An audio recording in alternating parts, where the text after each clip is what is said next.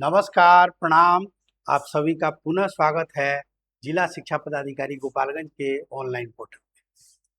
जैसा कि आप लोग जानते हैं कि मैं आप लोगों को अभी द्विघात समीकरण में ही अगला प्रश्नावली पे चर्चा करने जा रहा हूँ। इसको ध्यान दीजिएगा जरा सा आप लोग।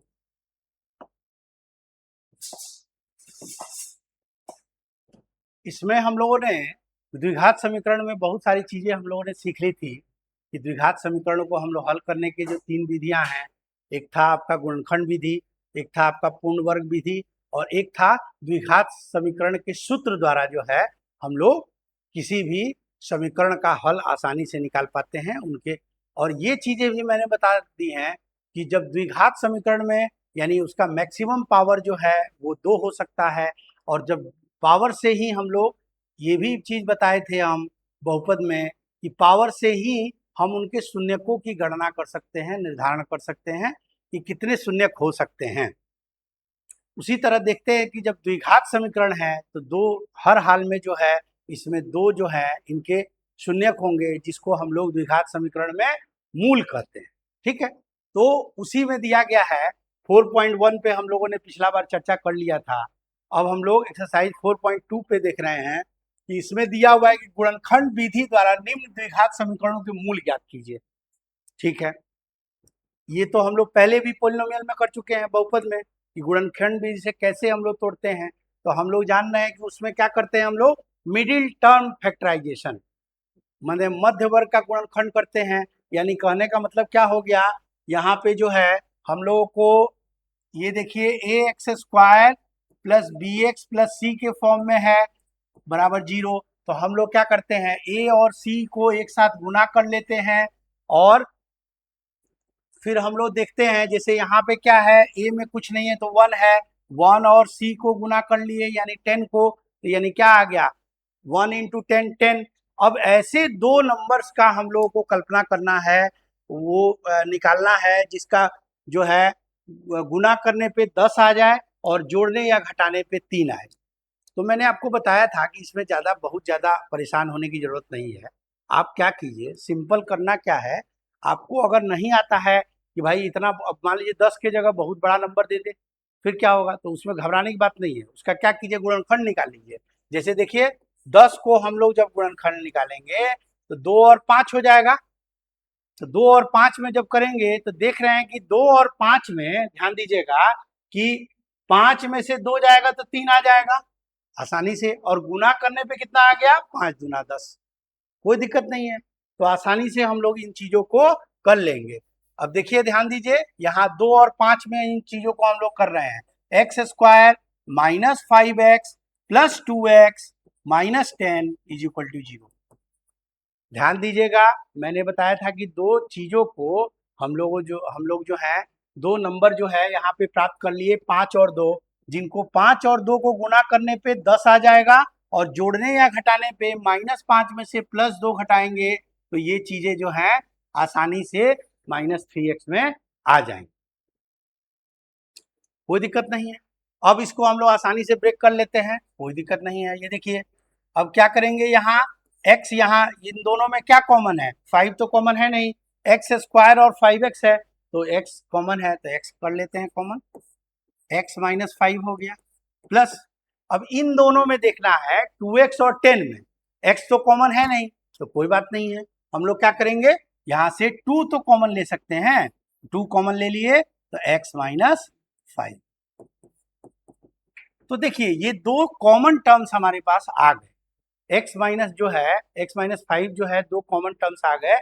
इन कॉमन टर्म्स को हम लोग एक साथ रख लेंगे, जिसको हम लोग ऐसे लिख सकते हैं x माइनस 5, दोनों में कॉमन है बाहर कर लिए, और जो शेष चीजें हैं उसको एज इट इज लिख देते हैं x प्लस 2, तो x प्लस 2 लिख देते हैं।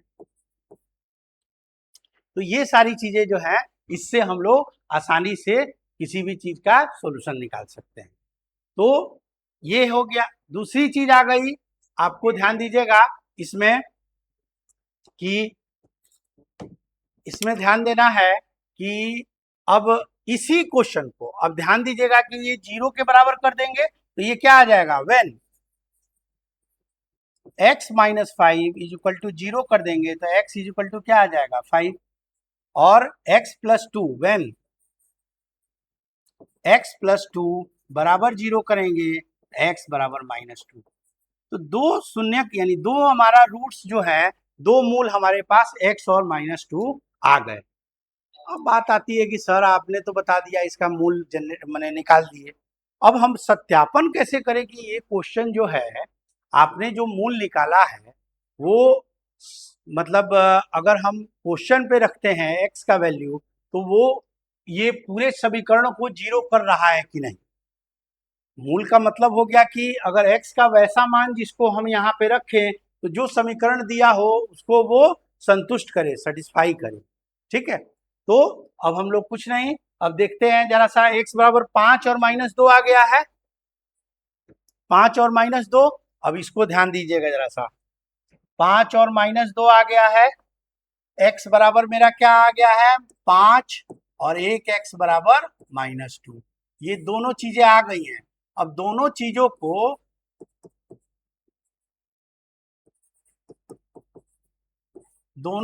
को अब हम लोग क्या करते हैं, ये रख रख के एक एक वैल्यूज को हम लोग रख रख के x का मान रख के तब हम देखते हैं कि ये सही में हमारा जो हम लोग निकाले हैं वैल्यू वो जो है सही में उत्तर इसका सही है कि नहीं, इसका जांच कर लेते हैं। देखिए x के वैल्यू, x का जो है मान यहाँ पे रखते हैं, देखते हैं कि ये x जो है वो हो पा रहा है कि नहीं, मतलब सारे समीकरणों को सॉल्व कर रहा है कि नहीं।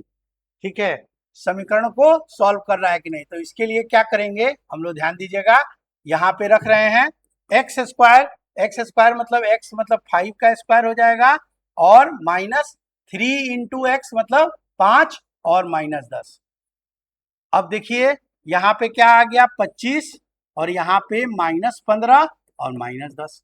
तो क्या ये 0 के बराबर आ रहा है? अगर 0 के बराबर आ जाता है तो समझिए कि हमारा जो आंसर है वो पूरा का पूरा सही है, अदरवाइज नहीं। देखिए अब इसको क्या लिख सकते हैं, 25 -15 और 10 यानी 25। तो ये क्या हो गया, ये कट के क्या आ गया 0, यानी ये 0 अब इस 0 के बराबर आ गया।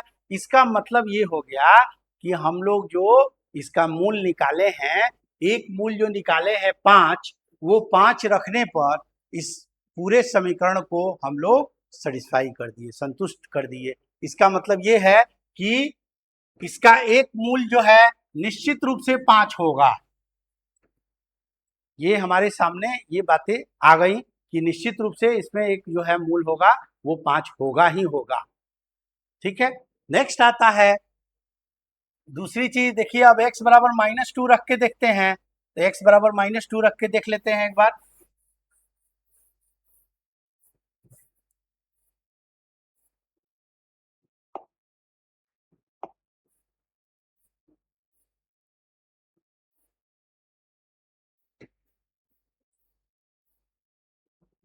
-2 रख के देखते हैं कि इसका क्या वैल्यू आता है, इसको जरा सा हम लोग ध्यान देते हैं।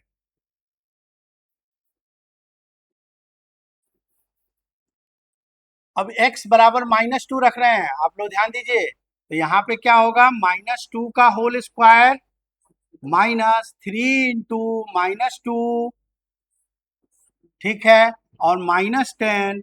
अब ये देखते हैं कि ये 0 के बराबर आता है कि नहीं।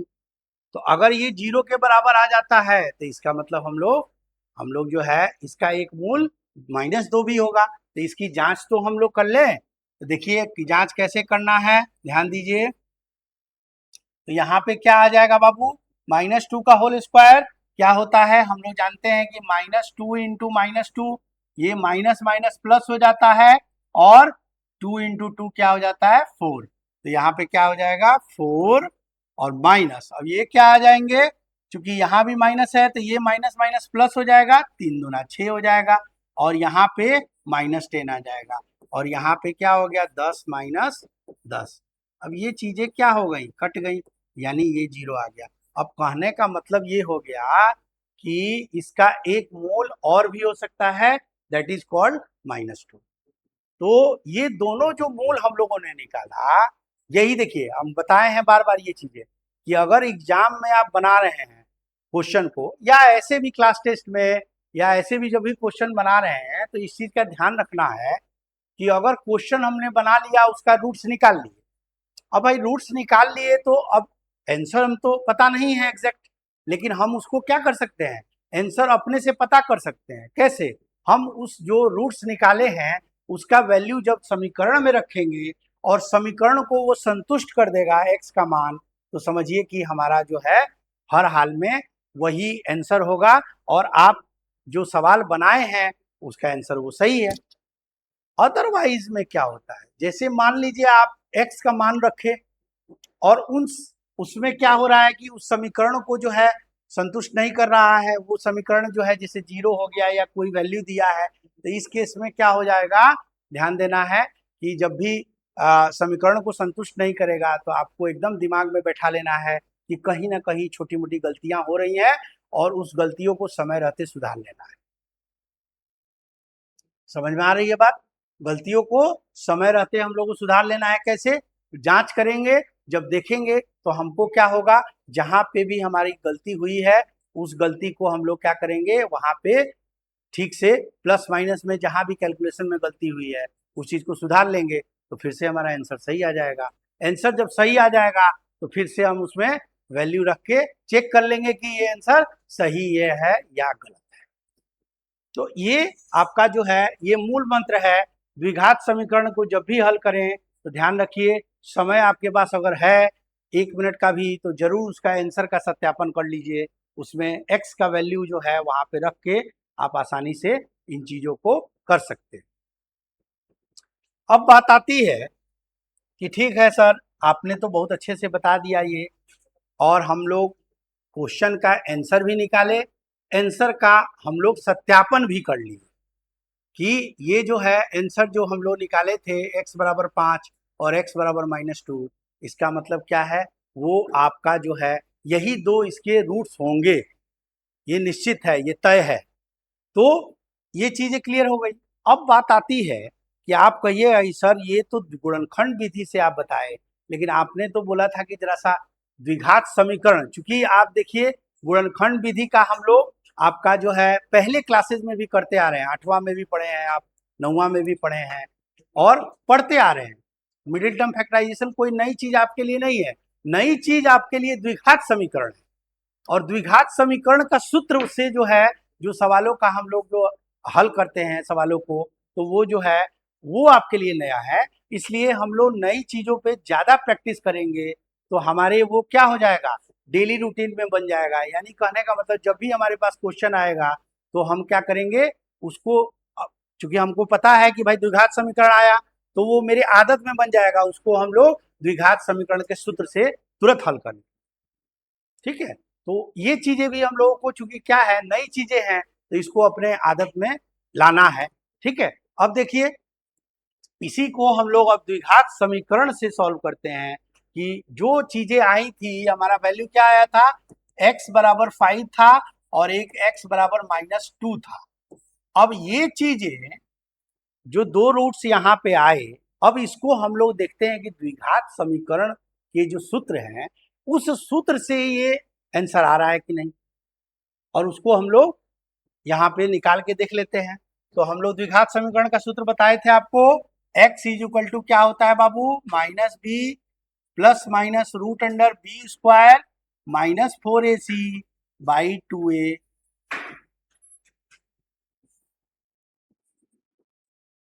ठीक है, तो यहाँ पे जो है ये द्विघात समीकरण का सूत्र है, तो ये भी चीज हम बताए हुए हैं। ए बी सी का निर्धारण हमने बताया था आपको, बहुपद में ही बता दिया था कि कोई भी आपका जो है कोई भी समीकरण दिया हुआ है, द्विघात समीकरण हो, त्रिघात समीकरण हो, द्विघात बहुपद हो, त्रिघात बहुपद हो, उसमें हम ए बी सी का निर्धारण कैसे करते हैं, ध्यान दीजिएगा। हम लोग जो है यहाँ पे देखेंगे ये किस फॉर्म में है बाबू, a x square plus b x plus c के फॉर्म में बराबर 0। तो हम देखेंगे क्या ए के जगह पे क्या है, कुछ नहीं है, इसका मतलब 1 है, तो यहाँ मेरा ए बराबर क्या आ जाएगा बाबू, 1। बी के जगह पे क्या है, -3 है, तो बी बराबर हो जाएगा -3। और c इज इक्वल टू क्या है, c इज इक्वल टू हो जाएगा -10, -10 हो जाएगा। ठीक है, अब ये तीनों चीज देख लीजिए आप, a is equal to 1, b is equal to -3 और c इज इक्वल टू -10। जैसा कि हम यहाँ देख रहे हैं, यहाँ कुछ नहीं था तो 1 हो गया, यहाँ है आपका -3 और b हो गया और c हो गया -10। अब इस जो एबीसी का मान है उसको हम लोग अपने फॉर्मूला में रख के तब मूल का जो है हम लोग ज्ञात करते हैं, देखते हैं कि वो आ रहा है कि नहीं। क्योंकि हम तो विधि कोई भी यूज करेंगे आंसर तो वही आना चाहिए, तो विधि इसमें जो है अब द्विघात सूत्र वाला कर रहे हैं। ध्यान दीजिए, x इज इक्वल टू और क्या लिख सकते हैं, -b, b क्या है, -3 ऑलरेडी है तो -3 लिख देंगे, plus minus root under B square, तो b क्या है, -3 का होल स्क्वायर है, -4ac, 4 इंटू ए क्या है बाबू, ए हमारा यहाँ पे 1 आ गया है, c क्या है, -10 है।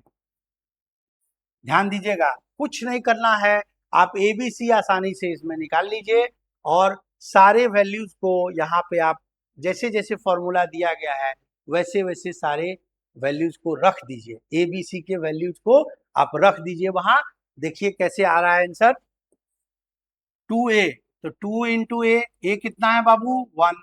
अब देखिए x इज इक्वल टू क्या आ जाएगा, ये माइनस माइनस यानी +3 हो जाएगा, प्लस माइनस रूट अंडर -3 का स्क्वायर क्या होता है, 9। ध्यान दीजिएगा, और ये चूंकि माइनस यहाँ है और यहाँ भी माइनस है तो प्लस हो जाएगा, और 4 दहिया 40 बट्टा 2। यहां तक कोई दिक्कत हमको नहीं लगता है कि आप लोगों को हो रहा होगा। एकदम कुछ नहीं करना है, ए बी सी का मान लेना है और निकाल लेना है और ए बी सी के मान को यहाँ पुट कर देना है। इसमें कोई बहुत बड़ा बहादुरी नहीं करना है, केवल वैल्यू रख देना है। देखिए आंसर कैसे दौड़ के आ रहा है, देखिए x इज इक्वल टू क्या आ जाएगा, अब 3 आ जाएगा, प्लस छोड़ देते हैं, कोई लिखने की जरूरत नहीं है, प्लस माइनस रूट अंडर, अब ये 40 + 9 क्या हो गया, 49/2। अब देखिएगा हम लोगों का क्या आ जाएगा बाबू, यहाँ पे 3 प्लस माइनस, अब ये 49 का रूट हम लोग पढ़ चुके हैं, क्योंकि आप लोग 8वें क्लास में बहुत बढ़िया से वर्गमूल पढ़े हैं, तो आसानी से आप निकाल लीजिए, गुणनखंड से निकाल लीजिए, भाग विधि से निकाल लीजिए, जैसे आप सुविधा है आप जो है। ऐसा ही नहीं है कि ये 49 1 से 20 तक तो हम लोग को याद ही रहता है, लेकिन याद रखना है हम लोग 1 से 50 तक का स्क्वायर और स्क्वायर रूट एकदम अपने कंठस्थ कर लीजिए। क्यों, क्योंकि जानते हैं क्या, उससे आपका टाइम सेविंग होगा। ठीक है, 50 तक का अगर हमको वर्गमूल याद है तो हमको कैलकुलेशन में बहुत आसान होगा और आसानी से हम लोग कम समय में बढ़िया से एक्यूरेसी दे सकते हैं। और चूंकि देखिए समय बचाना इसलिए जरूरी है उसमें, क्योंकि कुछ क्वेश्चंस ऐसे होते हैं एग्जाम में जो हम लोगों को कॉन्फिडेंट नहीं हो पाते हैं हम लोग कि भाई हम जो बनाए हैं वो आंसर सही है कि नहीं, तो कुछ समय जब लास्ट में बचता है तो हम एक बार उसका क्या करते हैं, रीचेक कर लेते हैं। कैसे, आंसर से, अभी बताए ना, आंसर से क्वेश्चन में उसका वैल्यू रख के और देख लेते हैं कि वो आंसर को हमारा सत्यापित कर रहा है कि नहीं। ठीक है, तो यहां देखिए क्या आ जाएगा अब बाबू, 3 प्लस माइनस ये 7 आ जाएगा, अब /2। ठीक है, अब x के यहाँ दो वैल्यूज आ गए, जरा सा यहाँ ध्यान दीजिएगा, इसको यहाँ बता रहे हैं।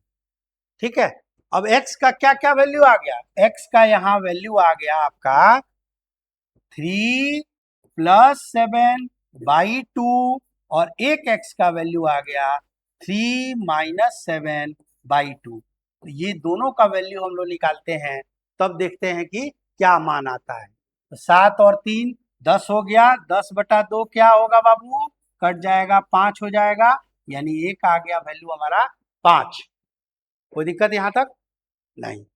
दूसरा देखिए, यहाँ पे 7 में से 3 गया तो -4 होगा ना बाबू, क्योंकि 7 बड़ा है, माइनस वाला है, इसमें से ये घटा के माइनस कर देंगे।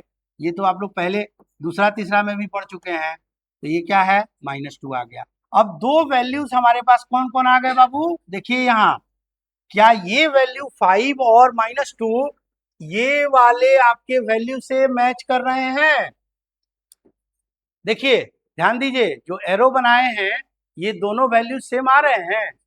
अगर ये दोनों वैल्यू सेम आ रहे हैं, इसका मतलब क्या है कि हम लोगों ने इसको दो विधि से जो किया, गुणनखंड विधि से किया, और ये जो है क्या किए हम लोग, द्विघात समीकरण के सूत्र वाले विधि से हम लोगों ने किया। तो दोनों में क्या हो रहा है, आंसर सेम आ रहा है।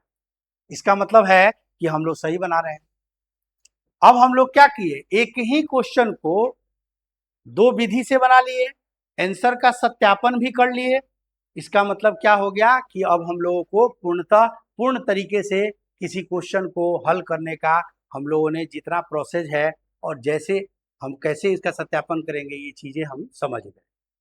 नेक्स्ट क्वेश्चन आप लोग ध्यान दीजिए। अब इसी प्रकार जो है इस क्वेश्चन को भी आप लोग हल कर सकते हैं, जो सामने आपको दिया हुआ है। इसको जो है आप क्या कीजिएगा, आपका काम क्या है, गुणनखंड विधि से तो करना ही है, क्योंकि क्वेश्चन में लिखा हुआ है गुणनखंड विधि, तो करना तो है ही, साथ में आपको द्विघात सूत्र के विधि से भी इसको हल करना है। क्योंकि इसमें जो है जितना, ध्यान दीजिएगा एक चीज और, कि आप जब द्विघात समीकरण का जब भी सूत्र लगाएं तो उसका फॉर्मूला लिख लिख के सॉल्व करना है। ये नहीं कि जानते हैं वैल्यू रख दिए डायरेक्ट। इससे क्या होगा, अगर हम x बराबर बार बार इन चीजों को लिख रहे हैं, x बराबर minus B plus minus root under B square minus 4ac by 2a, तो ये चीजें जो आ रही हैं, तो ये बार बार जब लिखेंगे तो हमको क्या हो जाएगा, याद हो जाएगा। फिर क्या होगा, वो मेरे जैसे ही क्वेश्चन आएगा द्विघात समीकरण, तुरंत हमारे दिमाग को जो है हिंट कर देगा कि नहीं, x बराबर minus B plus minus root under B square minus 4ac by 2a होता है। गलत कहूं तो बोलिए आप, बिल्कुल सही चीजें हैं, इसको जो है फॉलो करना चाहिए। इससे क्या होगा, आपका फॉर्मूला बराबर रिवाइज होते रहेगा और जो है आप भूल नहीं पाइएगा जल्दी से। ठीक है, नेक्स्ट क्वेश्चन देखते हैं। आप जो है इसी को इस क्वेश्चन को इसी से जो है जो विधि बताए उससे हल कर लीजिएगा। नेक्स्ट देखते हैं हम लोग।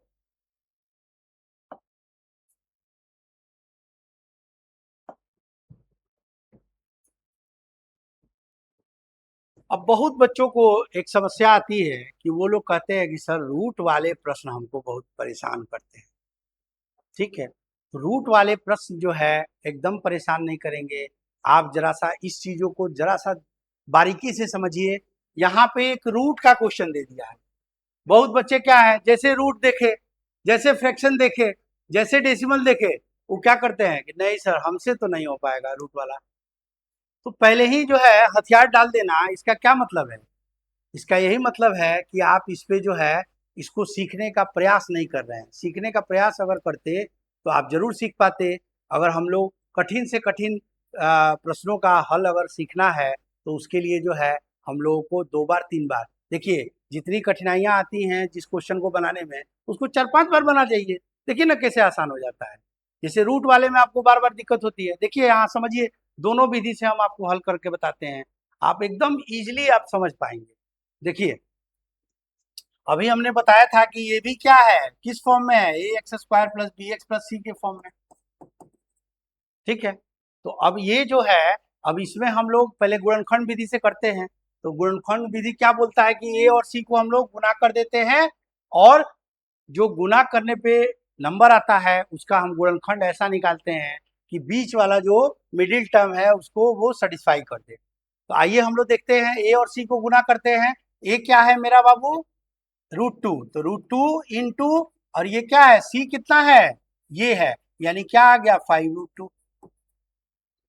यहां तक समझने में कोई दिक्कत, ए और सी को गुना कर रहे हैं तो क्या होगा बाबू, हम लोग जान रहे हैं 7 क्लास में आप घातांक और करनी के नियम जो पढ़े थे, उसमें आप लोगों ने जानते हैं आप लोग कि दो रूट्स जब सेम रूट्स होते हैं तो वो जो है उसका पूरा रूट हट जाता है। और कैसे हटता है ये भी देख लीजिए। हम इसको क्या लिख सकते हैं, √2 इंटू 2 लिख सकते हैं, पेयर बना तो बाहर निकल गया, इसमें क्या बड़ी बात है। तो √2 इंटू √2 क्या हो गया, 2। तो अब यहाँ पे ध्यान दीजिएगा, तो यहाँ पे √2 इंटू √2 क्या आ जाएगा, 2, और 5 यानी 5 इंटू 2 यानी 10। अब a इंटू सी हम लोग यहाँ पे क्या निकाल लिए, 10 ला दिए हैं। अब इस 10 का ऐसा गुणनखंड करना है कि जोड़ने या घटाने पे हमारा जो है बीच में 7 आ जाए। ठीक है, तो हम लोग क्या करते हैं बाबू, 10 को यहाँ देख लेते हैं। 10 को अगर हम लोग तोड़ेंगे तो क्या आ जाएगा, 2 से 2 और 5 में, तो आसानी से 2 और 5 में इसको हम तोड़ लेते हैं। ध्यान दीजिएगा।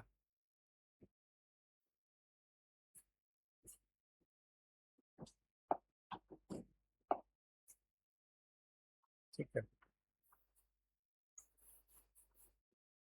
2 और 5 में तोड़ रहे हैं, ध्यान दीजिएगा। तो 2 और 5 में जब तोड़ रहे हैं तो इस समीकरण का कैसे हम लोग तोड़ेंगे, ध्यान दीजिए। √2x² प्लस 5x अब प्लस 2x प्लस 5√2 बराबर 0। अब आसानी से क्या आ गया, 5 और 2 में तोड़ दिए हैं 7 को, 5 दूना 10, यानी कुल मिला के a इंटू सी हमारा 10 आ गया। और जोड़ने या घटाने पे यानी जोड़ रहे हैं तो 5 और 2 7 आ गया, यानी हमारे इस समीकरण को ये पूर्णतः जो है सत्यापित कर रहा है कि जो आपने लिया है नंबर वो बिल्कुल जो है दोनों चीजों को सेटिस्फाई कर रहा है, गुना वाले को भी और जोड़ने और घटाने वाले को भी। तो अब क्या कर रहे हैं, करना है हम लोगों को, ध्यान दीजिए। कल ऐसा जो है मतलब एक बार पिछले क्लास में ऐसे भी बताए थे कि अगर मान लीजिए कि 5+2 लिख रहे हैं या 2+5 लिख रहे हैं, बात एक ही आएगा, ध्यान रखिएगा। तो इसलिए हम लोग यहाँ पे थोड़ा सा क्या करेंगे, ध्यान दीजिएगा।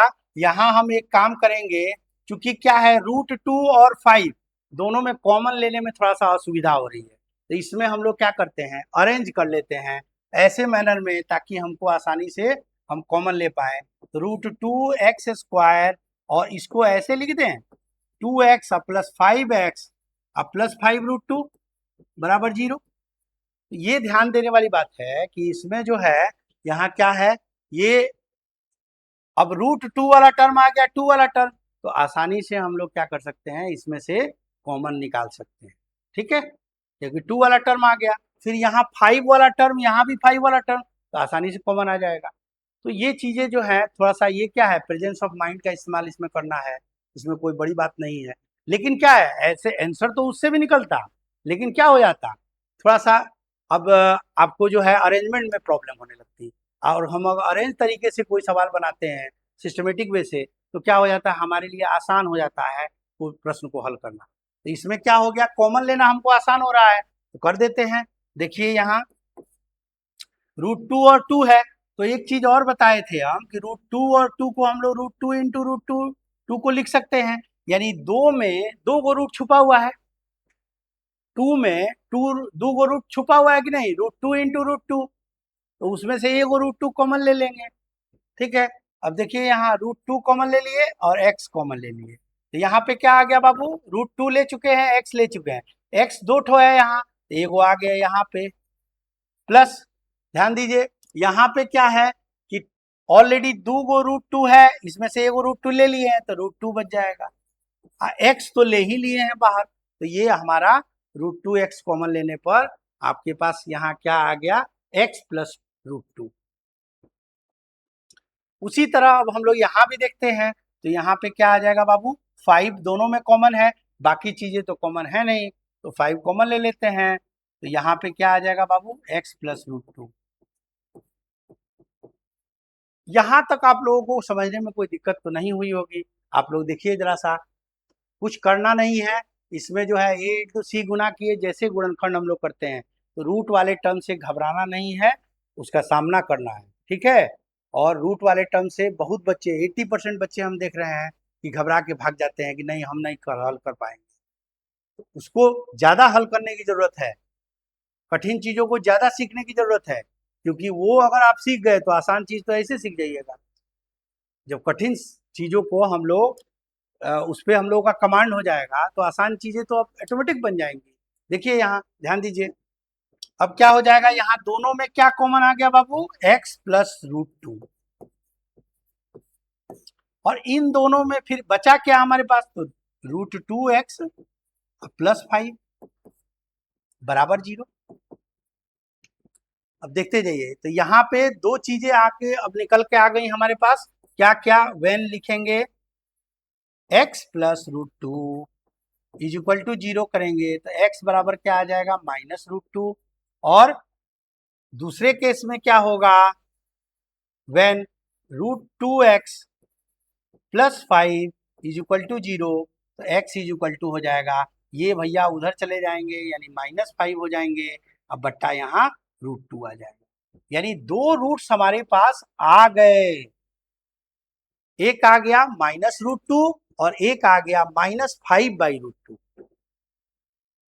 ठीक है, अब बात आती है कि ये चीज आप जो है रूट वाला आप एक बार जो है स्क्रीनशॉट ले सकते हैं, ताकि जो है आप लोग उसको देख के 2 बार 3 बार देख के समझ के बनाने का प्रयास करिएगा, एकदम समझ में आ जाएगा। अब देखिए, अब हम तो आंसर ला दिए, तो अब तो आप बोलिएगा ना सर सत्यापित करके दिखाइए, तो हम लोग सत्यापित करके भी देख रहे हैं कि भाई आंसर जो हम लाए हैं क्या वो सही है या उसमें कहीं कोई कमी है। ठीक है, देखते हैं। तो x का वैल्यू हमारा क्या आ गया, -√2 और -5/√2। x का वैल्यू -√2 -5/√2, x का वैल्यू -√2 और -5/√2। अब बात आती है कि हम लोग एक एक करके दोनों वैल्यूज को, x का जो वैल्यू है उसको समीकरण में रख के और इन सब चीज को हम लोग चेक कर सकते हैं कि हमारा आंसर सही है कि नहीं।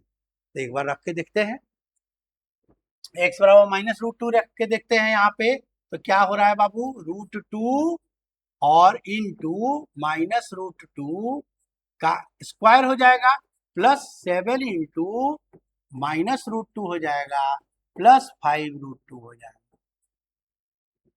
ठीक है, अब देखिए ये क्या आ जाएगा बाबू, √2 का स्क्वायर, चूंकि माइनस है तो प्लस हो जाएगा, स्क्वायर होगा तो, और √2 का स्क्वायर हम लोग जानते हैं √2 इंटू √2 2 होता है, तो क्या हो जाएगा, √2 इंटू 2 हो जाएगा, +7, यानी यहाँ पे क्या आ जाएगा बाबू, ध्यान देना है कि 7 इंटू -√2 है तो -7√2 लिख देते हैं, कोई दिक्कत नहीं। यहाँ पे क्या लिख देंगे, 5√2। यहां तक समझने में कोई दिक्कत नहीं होगी। अब आइए, इसको क्या लिख देंगे, 2√2 को इस ऐसे लिख दें, 2√2 और -7√2 +5√2। ठीक है, ये सारी चीजें जो है यहाँ पे हम लोग यहाँ इसको वैल्यू रख के, यानी x बराबर -2 रख के हम यहाँ पे इसका सत्यापन कर रहे हैं। इस सत्यापन में हम लोग आगे देखते हैं कि क्या हो रहा है, कि सही है कि नहीं पता चलेगा। देखिए 2√2 प्लस में है और ये 5√2 प्लस में है, तो प्लस प्लस दोनों भाई भाई, दोनों जुड़ जाएगा, समझ में आ रहा है। तो इसमें क्या होगा, 5√2 और ये 2 √2, इसका मतलब ये हो गया 5 गो समान और 2 गो समान एक तरह का है, तो दोनों को एक साथ जोड़ देंगे ना, तो दोनों को एक साथ जोड़ेंगे तो क्या होगा, 5√2 और 2√2 7√2 आ जाएगा, और फिर -7√2, पहले से हम लोग ये वाला इक्वेशन से उठा, यहाँ से उठा लिए, तो ये क्या हो गया बाबू, दोनों कट के 0 आ गया। तो क्या देखिए, x का वैल्यू -√2 रखने पे ये समीकरण को 0 कर दिया कि नहीं, यानी क्या हो गया, ये जो है इसका मतलब ये है कि x बराबर -√2 इसका एक रूट अवश्य होगा। इसको हम लोग यहाँ सत्यापित कर दिए, इसमें कोई किंतु परंतु की बात ही नहीं है, जब सत्यापित कर दिए हैं तो क्या किंतु परंतु है। ठीक है, उसी तरह अब हम लोग नेक्स्ट वाले में जिस दूसरा जो शून्य, ये क्या नाम है, मूल है, उसको रख के भी हम लोग यहाँ चेक कर सकते हैं। देखिए जरा सा कि ये जो -5/√2 है, तो क्या इस इक्वेशन को, ये जो समीकरण है उसको संतुष्ट कर पा रहा है कि नहीं, ये सही है कि नहीं।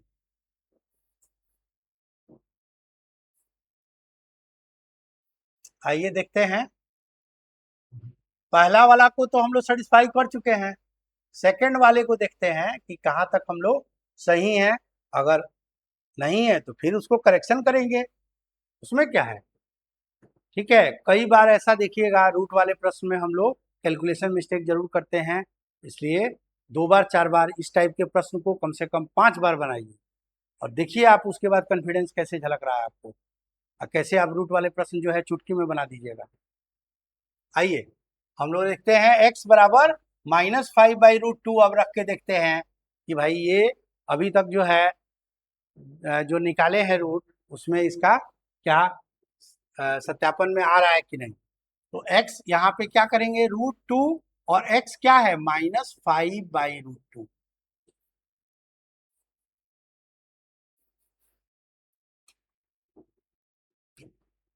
√2 इंटू -5/√2 का होल स्क्वायर +7 इंटू -5/√2 +5√2 बराबर 0। ठीक है, ये 0 हम लोग को प्रूव करना है कि 0 आएगा कि नहीं। ये कैलकुलेशन करने पे अगर 0 आ जाएगा तो इसका मतलब हम लोग सही हैं। अदरवाइज जो है फिर से हम लोग जो है सारे इक्वेशन को फिर से हम लोग रीचेक कर लेंगे कि सही है कि नहीं, कहाँ गलती हो रही है ना। ऐसा घबराने की बात नहीं है, मैथ्स ऐसा सब्जेक्ट है जिसमें गलतियां संभव है, और कैलकुलेशन मिस्टेक तो हर आदमी से हो जाता है, बड़े बड़े जो गणितज्ञ हैं उनसे भी होता है। तो इसमें घबराने की बात नहीं है, आपसे हमसे अगर गलती होती है कोई बात नहीं, कैलकुलेशन मिस्टेक को फिर से हम रिज्यूम कर लेंगे, उसमें क्या है, उसको रेक्टिफाई कर लेंगे। देखिए यहाँ √2 हो गया, ये क्या हो जाएगा बाबू, 50/25/2 हो जाएगा। ठीक है, अब ध्यान दीजिएगा, प्लस यहाँ पे क्या आ गया, ये आ गया आपका माइनस में आ जाएगा, -7 सात 7×5 = 35/√2 आ जाएगा, और +5√2 आ जाएगा।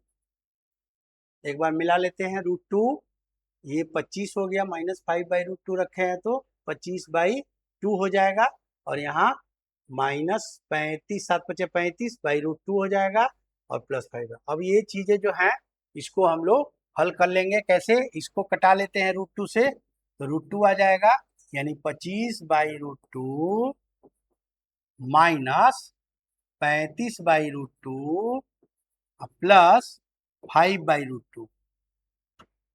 अब यहाँ नहीं है कुछ तो इसका मतलब 1 है। अब देखते हैं हम लोग, तो यहाँ पे एलसीएम ले लेंगे, √2 तो क्या आ जाएगा, 25 -35 प्लस, अब √2 से गुना कर रहे हैं यहाँ बाबू, तो √2 से गुना करेंगे तो क्या हो गया, 5 गुना 10 हो जाएगा। तो ये चीजें देख रहे हो आप, कि यहाँ पे देखना, ध्यान देना कि 25 और 10 प्लस में है तो 35 आ गया, यहाँ माइनस में है तो 35 लिख देंगे /√2। तो अब यहाँ समझ रहे हैं कि आप जब 0 आ चुका है, 0/√2 इसका मतलब 0, इसका मतलब क्या हो गया, ये जो है हम लोग 0 जो RHS लाना था, कि भाई इस इक्वेशन में वैल्यू रख के बताइए कि आप जो है कंप्लीटली आप जो है ये सत्यापित कर रहा है कि नहीं। तो इस चीज को हम लोग यहाँ प्रूव कर दिए कि हाँ ये सत्यापित कर रहा है। इसका मतलब ये हो गया कि इसका एक जो है मूल x बराबर -5/√2 भी होगा, ये तय है। ठीक है, दो रूट्स हमारे जो हैं वो हमारे सामने आ गए, रूट वाले टर्म। तो रूट वाले टर्म में घबराना नहीं है, ये सारी चीजें अगर आपको दिक्कत हो रही है तो रूट वाला जो लॉ ऑफ इंडिसेस है, जो सारे लॉ हैं, वो चीजें आपको हम कहिएगा तो फिर से बता देंगे, उसमें क्या है कि फिर से आपका जो है रिन्यू हो जाएगा एक तरह से, कि चूंकि आप 7 में पढ़े हैं, 8 में पढ़े हैं, हो सकता है कि कुछ अंश उसका जो है आप मिस कर गए होंगे या भूल गए होंगे, तो इस तरह से जो है हम लोग कर सकते हैं। अब आती है बात कि इसी तरह हम लोग जो है इसको भी सॉल्व कर लेंगे, और मिडिल टर्म से इसको भी कर लेंगे। अब एक चीज बताए थे आपको, डी के बारे में जो बताए थे, कुछ क्वेश्चन तो हम बोले थे कि डी अगर ग्रेटर देन 0 होगा, यानी डिस्क्रिमिनांट b² - 4ac, तब वो क्या होगा, हर हाल में उसके दो भिन्न मूल होंगे, यानी एक समान नहीं हो सकते हैं। अगर डी 0 के बराबर होता है, इसका मतलब क्या, दो समान मूल होंगे। तो आते हैं जरा सा, आप तो भिन्न मूल का कई एग्जाम्पल देख लिए हैं, जरा सा समान मूल का भी हम लोग देखते हैं कि सर जो बता रहे हैं कि समान मूल, वो जरा सा समझ में नहीं आ रहा है, उसको जरा सा समझ लेते हैं। यहाँ देख ध्यान दीजिए, ये क्वेश्चन हम लेते हैं 100x² -20x प्लस 1। इस केस में क्या करना है, अगर हम लोग d निकालते हैं बाबू, d बराबर क्या होगा, b² माइनस 4ac। ये हम लोग जान रहे हैं, रखते हैं। यहाँ पे a क्या हो गया, a इज इक्वल टू 100 है, b इज इक्वल टू क्या हो गया, -20 है, और c इज इक्वल टू क्या हो गया, 1 है। ठीक है, अब क्या है कि d बराबर b² माइनस 4ac हम लोग जान रहे हैं d निकालने के लिए। अब आप यहाँ पे b क्या है, -20 का स्क्वायर और -4 इंटू a कितना है 100 और c कितना है 1। ठीक है, अब यहाँ पे देखिएगा आप क्या आ रहा है, यानी 20 का स्क्वायर यानी क्या हो गया 400 और माइनस 4 गुना 100 यानी 400, यानी क्या आ गया बाबू, 0। यहाँ d क्या आ गया, 0। तो हम पहले क्या बता चुके हैं कि अगर d 0 आएगा तो क्या होगा बाबू, दो समान मूल होंगे। ध्यान दीजिएगा, d ग्रेटर देन 0 होगा तो दो भिन्न मूल हो गए, दो भिन्न मूल।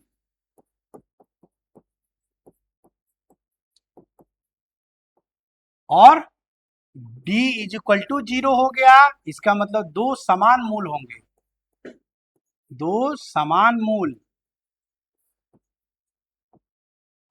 ठीक है, और d लेस देन 0 होगा, इसका मतलब वो नंबर एग्जिस्ट ही नहीं करेगा। ठीक है, कोई मूल नहीं होगा।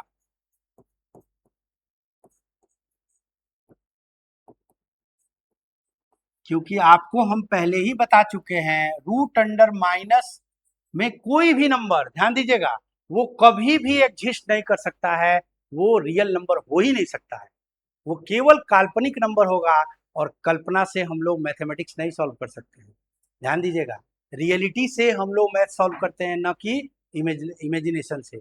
इसलिए जब रियल नंबर होगा ही नहीं तो फिर कहानी कहानी खत्म, उसका मूल कहाँ से होगा। ठीक है, तो ये ध्यान रखना है। अब यहाँ पे देखिए आप, यहाँ ये जो चीजें हम लोग देख रहे हैं, आप ध्यान दीजिएगा जरा सा। यहाँ पे चूंकि d 0 आ गया तो क्या होगा बाबू, समान मूल होंगे, तो दो समान मूल होंगे। इसका अब हम लोग क्या करते हैं, सीधे हम लोग फॉर्मूला से ही देख लेते हैं। x बराबर हम लोग जान रहे हैं -b plus minus root under b² -4ac by 2a। Minus B क्या हो गया, माइनस पहले से है देख लीजिए, -20 आ गया, प्लस माइनस, और चूंकि b² -4ac का मान हम लोग निकाल चुके हैं, 0 है, तो कर दीजिए रूट अंडर 0 बाई 2a। तो 2 इंटू ए कितना है बाबू, 100। तो क्या आ गया 20, और चूंकि क्या है 20 और प्लस माइनस 0 तो यानी कहानी खत्म। तो 20 बाई और क्या होगा 200, यानी हमारा जो है 20 बाई 200 आ गया, तो कटा दीजिएगा तो 1/10 आ गया। तो यही 1/10 जो है दोनों का मूल होगा। ये ध्यान रखिएगा, दोनों मूल दो मूल जो होंगे वो 1/10 और 1/10 ही होंगे। समान मूल कहने का मतलब है दोनों का वैल्यू बराबर होगा। जब d 0 होगा तो वैल्यू हर हाल में बराबर होगा। इस चीज को हम लोग ध्यान रखना है।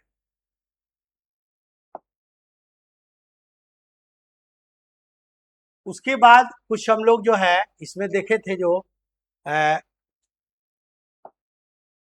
वर्ड प्रॉब्लम पे भी हम लोग जरा सा ध्यान देंगे कि उसको हम लोग कैसे हल करेंगे। और इसका जो है सबसे पहले जरूरी चीज है कि वर्ड प्रॉब्लम में जब भी हम लोग उसका कैलकुलेशन करते हैं तो उसमें सबसे पहले समीकरण को बनाना हमारा जो है प्रथम कर्तव्य है। कि अगर हम समीकरण को नहीं बना पाए वर्ड प्रॉब्लम में तो हम क्या है, कभी भी उसका हल नहीं निकाल नहीं सकते हैं।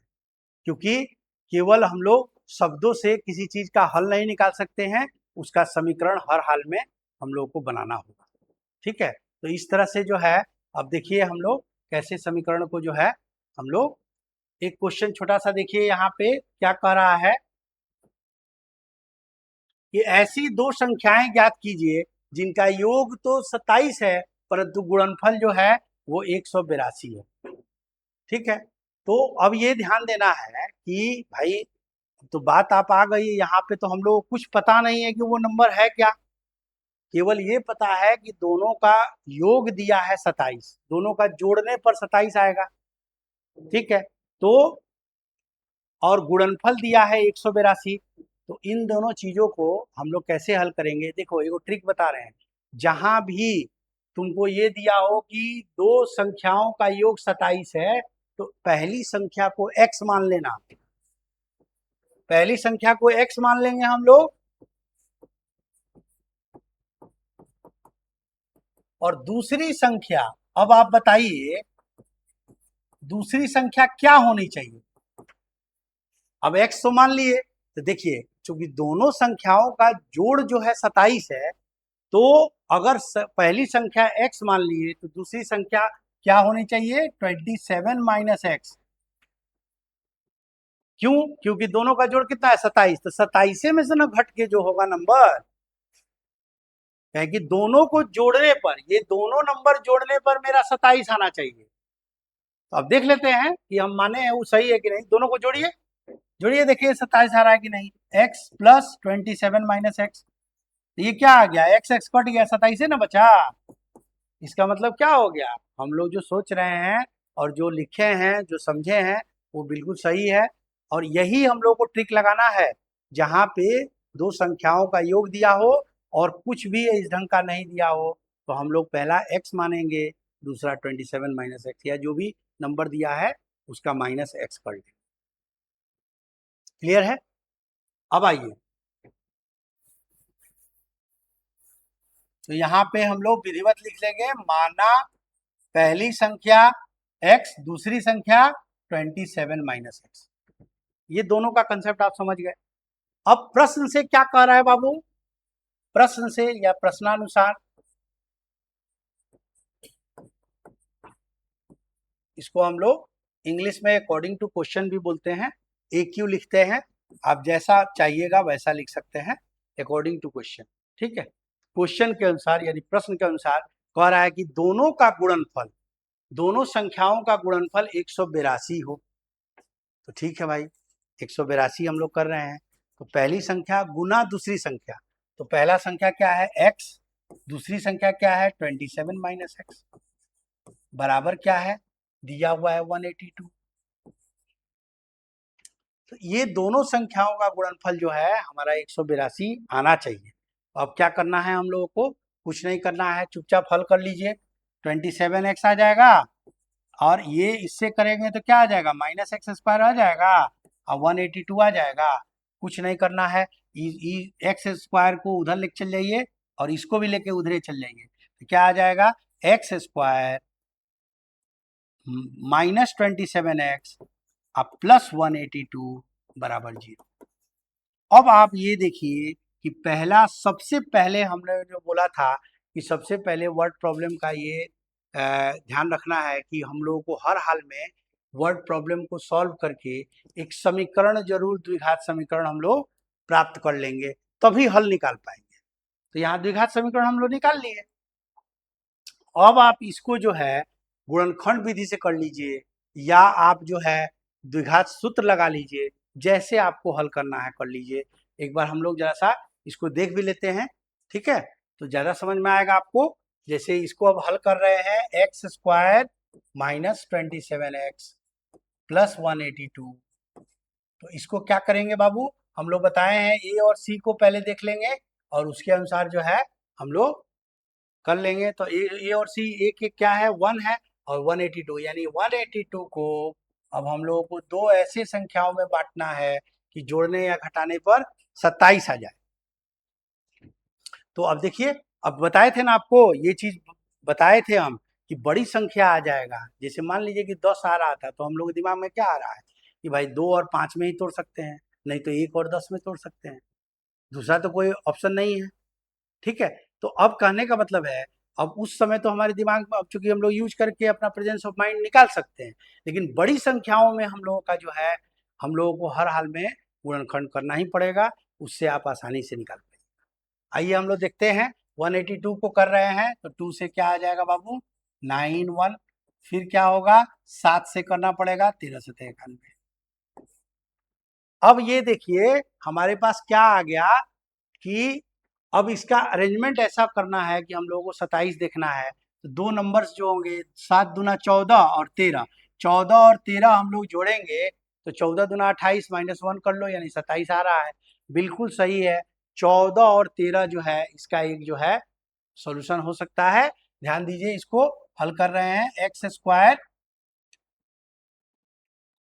-14x -13x प्लस 182, यानी क्या आ गया, x कॉमन ले लेंगे तो x -14 आ गया, और यहाँ -13 कॉमन ले लेंगे तो x -14 आ जाएगा। ठीक है, और यहाँ कॉमन क्या आ गया, x -14, और एक आ गया x -13, x -14 और x -13 आ गया, यानी हमारा क्या आ गया बाबू, यहाँ पे हम लिखें अगर व्हेन x माइनस ये इक्वल्स टू 0 आते जाएगा,